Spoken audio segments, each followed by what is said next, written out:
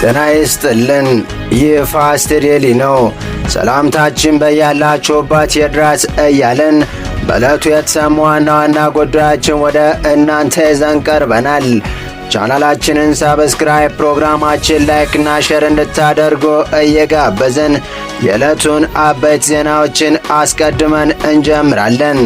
ህወሓት በትግራይ ክልል ያለውን የበላይነት ከጊዜ ወደ ጊዜ እያጣ መምጣቱን ተከትሎ የተለያዩ ኃይሉን የሚመልሱ እርምጃዎችን ለመውሰድ እንቅስቃሴ እያደረገ ይገኛል። ከእነዚህም ውስጥ ከሰሞኑ የፓርቲነት ሰርተፊኬት ካልመለሰ በትግራይ ክልል ምርጫ አይካሄድም ሲል ማስፈራሪያ አዘል መልእክቱን ወደ አዲስ አበባ ልኮ ነበር። ታዲያ የህወሓት ማስፈራሪያ አዘል መልእክት የደረሰ ምርጫ ቦርድ ስለ እናንተ አይመለከተኝም የሚል ጠንከር ያለ መልእክት ያዘል መልእክት ደግሞ ወደ መቀለ አሻግሯል። ክስተቱም ወደ ዳግም ጦርነት ለመግባት ሰበብ እየፈለገ ለሚገኘው ህወሓት እንቅልፍ የነሳ ሆኗል። በአሁኑ የመረጃ ሰዓታችን ወደ እናንተ የምናደርሰው ቀዳሚ ጉዳያችን ይሆናል።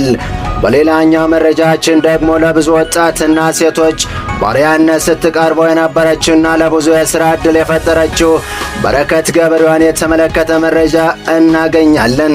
ከሰሞኑ ለእስራት እንደተዳረገች እየተነገረ የሚገኘው ወጣቷ ባለሀብት በረከት ለእስር ያበቃት ጉዳይ ምን እንደሆነ በሰፊው ሲያነጋግር የነበረ ሲሆን አሁን በምን ምክንያት በቁጥጥር ስር እንደዋለች ከከፍተኛ መንግሥት አካላት በኩል እየወጡ ያሉ መረጃዎች እውነታውን እየገለጹ ነው። ወጣቷ ገበሬ በከባድ የሙስና ወንጀል እንደተጠረጠረችም ለማወቅ ተችሏል። ለመሆኑ በምን አይነት ሙስና ውስጥ ነው የተገኘችው? አሉኝ የምትላቸው ባለሥልጣኖችስ የትኞቹ ናቸው? የሚለውን ጨምረን በዝርዝር የምናስደምጣችሁ ይሆናል። እስከ ፍጻሜው አብራችሁን ቆዩ። ከቅርብ ጊዜ ወዲህ ስማቸው በመደበኛ ሚዲያና በማኅበራዊ ሚዲያ ገዝፎ ከወጡ ባለሀብቶች መሃል በቅጽል ስሟ በረከት ገበሬዋ ሙሉ ስሟ ደግሞ በረከት ወርቁ አድራ በመባል የምትታወቀው ግለሰብ ትገኝበታለች። ግለሰቧ ጠቅላይ ሚኒስትር አብይ አህመድን አስመልክቶ ከጥቂት ወራት በፊት እኔን ሁሌ የሚያስጨንቀኝን የሚያሳስበኝን ነገር ጠቅላይ ሚኒስትራችን ደከመኝ በቀኝ ትንሽ ልረፍ እስቲ እንዳባት ወደ ልጆች ወደ ቤተሰብ ልመለስ ቢል ምን ይውጠናል? ማነው እሱን የሚተካው? ማነው ይህን ሁሉ ውጥንቅጥ የወጣ ፖለቲካ የሚያስችለው? ማነው እግዚአብሔር ለኢትዮጵያ ሲል ከኔ ዕድሜ ቀንሶ ይስጥ በሚል ንግግሯ የብዙዎች መነጋገሪያ ሆና ነበር። በረከት በእርሻ ሥራ ላይ የተሰማራች የብርታት ተምሳሌት የሆነች የኢትዮጵያ ሴት ባለሀብቶች ተምሳሌትና የሥራ ዕድል ፈጣሪ ተደርጋ በብዙዎች ዘንድ ትወሰድ ስለነበረ የመታሰሯ ዜና ከ3 ሳምንት በፊት ይፋ ሲሆን ብዙዎችን አስገርሞ ነበር።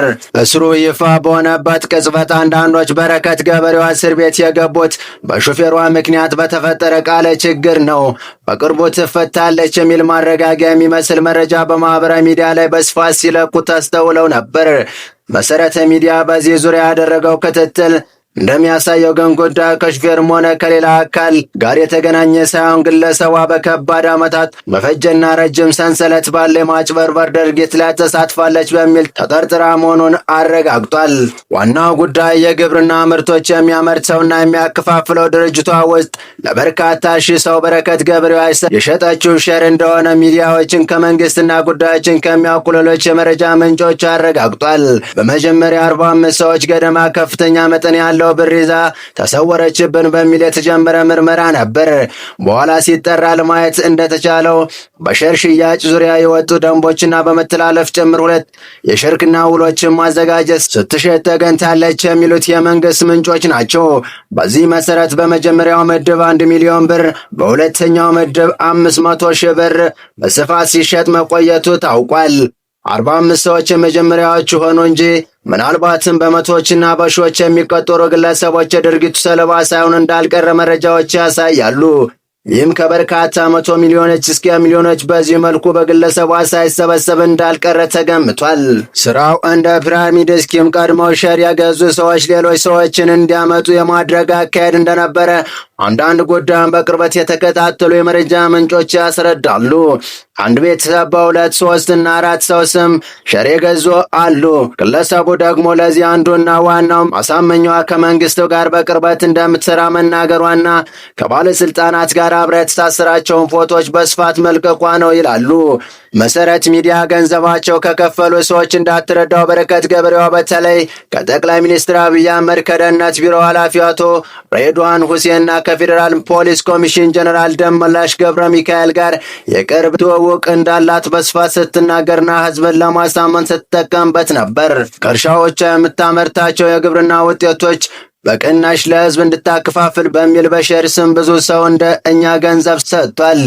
የሆነ 2 ዓመት ጭምር የሞላቸው አሉ።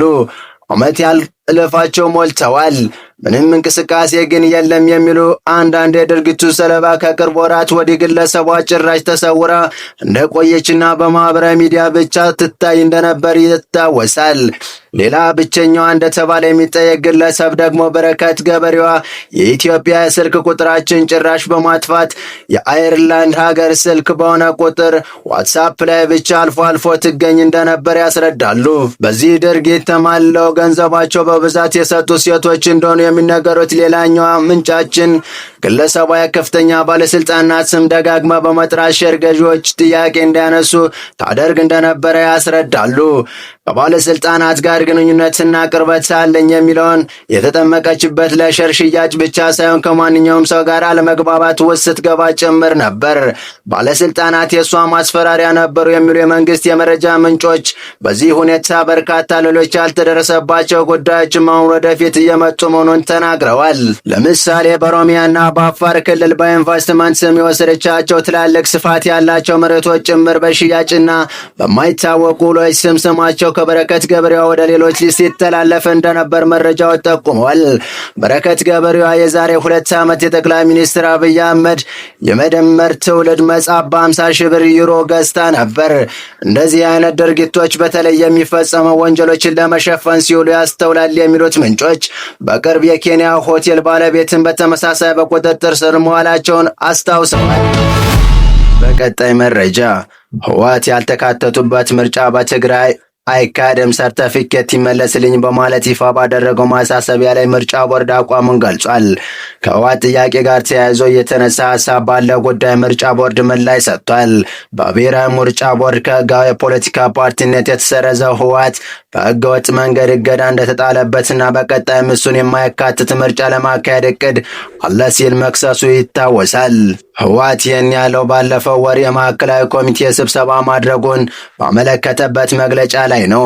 የማዕከላዊ ኮሚቴው ስብሰባ ተከትሎ ህወሓት ከህጋዊ ፓርቲነት የተሰረዘበት በቂ ምክንያት የለም ሲል የተናገሩት የፓርቲው ቃል አቀባይ ሚካኤል አስገዶም ከምርጫው በፊት ወደ ፕሪቶሪያ ስምምነት ተመልሰን የፓርቲው ህጋዊነት እንዲመለስ መደረግ አለበት ሲሉ አሳስበው ነበር። የኢትዮጵያ ብሔራዊ ምርጫ ቦርድ ህወሓት ጉባኤን መጥራታችን ጨምሮ ለህጋዊ ፓርቲነት ማሟላት የሚገባው መስፈርቶች አላሟላም በሚል ባለፈው ዓመት ግንቦት ወር ፓርቲ አግዶታል። የፓርቲው ቃል አቀባይ አቶ ሚካኤል እንግዶ ፖለቲካው ነው ባይ ናቸው። የድርጅቱ ማዕከላዊ ኮሚቴ በቅርበት ባካሄደው ግምገማ የትግራይ መንግስትና የፌዴራል መንግስት ተደራጅተው ችግሩ እንዲፈታ ሀሳብ ማቅረቡ ቃል አቀባዩ አስታውቋል። ነሐሴ 7 2016 ዓ.ም 14ኛ ጠቅላላ ጉባኤውን ሲያከናውን የሚጠበቅበትን ሂደት ሳይከተልና ለምርጫ ቦርድ ሳይታወቅ ያካሄደው ነው በማለት በቦርዱ ተቀባይነት የለውም የሚል ደብዳቤ የተጻፈለት ይታወሳል። ምርጫ ቦርድ ህወሓትን በተመለከተ የተለየ ውሳኔ አለመኖሩን ገልጸዋል። የብሔራዊ ምርጫ ቦርድ ሊቀመንበር ሚላታወርቅ ኃይሉ ተቋማቸው የተሰረዘባቸው የህወሓት እውቅና በመነሳት መልሶ ለመመዝገብ በሚቻልበት ሁኔታ ንግግር እየተደረገ አለመሆኑን አስታውቀዋል። ሰብሳቢዋ ይህን ያሉት 7ኛ ሀገራዊ የምርጫ ጊዜ ሰሌዳ ይፋ በተደረገበት ጋዜጣዊ መግለጫ ላይ ነው። ሊቀመንበሯ በሰጡት መግለጫ የህወሓት እውቅና የመመለስ ስልጣን የቦርዱ አለመሆኑን ገልጸዋል። የህወሓት ጉዳይ ከፕሪቶሪያ የግጭት ማቆም ስምምነት ጋር የተገናኘ መሆኑን የጠቀሱት ወይዘሮ ሜላተወርቅ ጨምሮም እንደዚህ አይነት ፖለቲካ ጉዳዮች አግባብ ባለው መንገድ እንጂ በምርጫ ቦርድ በኩል የሚከፈቱ አይደሉም ብለዋል። የህወሓት መሰረዝ ጉዳይ በፖለቲካዊ መንገዶች ከታየ ፖለቲከኞች የሚፈታ እንጂ ቦርዱን የሚከታተል መሆኑን ሰብሳቢው አጽንኦት ሰጥተዋል። ይህ በእንዲህ እንዳለም የትግራይና አማራ ክልሎች ይገባኛል ጥያቄ ባላቸው ወልቃይትና ሁመራ ስላለው የምርጫ ጣቢያቸው አወቃቀር በተመለከተ የምርጫ ጣቢያዎች ልየታ በሂደት ላይ መሆኑንና ጥር 20 ቀን 2018 በሀገር አቀፍ ደረጃ የምርጫ ጣቢያዎች ይፋ ሲደረግ እንደሚገለጽ ሜላተወርቅ ኃይሉ አስረድተዋል።